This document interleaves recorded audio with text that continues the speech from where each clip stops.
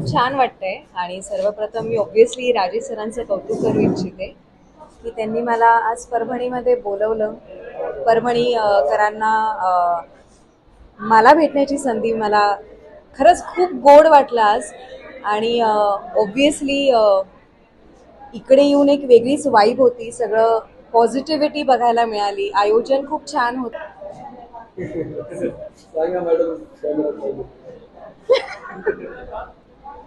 सध्या मी खूप लहान आहे याचं उत्तर द्यायला. मला असं वाटतं जे जे कोणी काम करत आहेत आणि ज्या ज्या स्तरावर आहेत ते प्रत्येक जण मेहनतच करून आहेत, त्यांच्याच प्रेमापोटी आम्ही येतो असं मला वाटतं ॲज अ कलाकार. त्यामुळे मी कोणा एकाचं नाव घेऊ नाही इच्छित. माझ्यासाठी सगळेच माझे आहेत आणि मी त्यांची.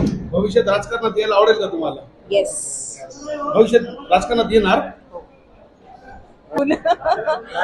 एकतर कमबॅक हा असा काहीच नाही आहे. मी जसं मगाशी पण म्हणाले की कुठल्याही स्पर्धकाला, सर पण याच्यात सहमत असतील की कुठल्याही स्पर्धकाला जेव्हा एक खूप मोठी झेप घ्यायची असते तेव्हा तो 2 पावलं मागे जातो. मी 2 नाही तर 10 पावलं मागे गेले यासाठी, कारण मला खूप मोठी उडी घ्यायची आहे. मी एक कलाकार आहे.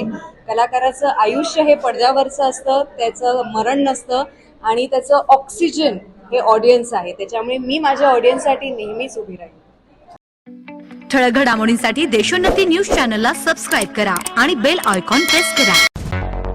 मुंबई, पुणे, नागपूर, मराठवाडा असो का विदर्भ, राजकीय, सामाजिक, शैक्षणिक क्षेत्र असो का क्रीडा, सर्वच घडामोडीचे विश्लेषण पाहायला विसरू नका. फक्त देशोन्नती न्यूजवर.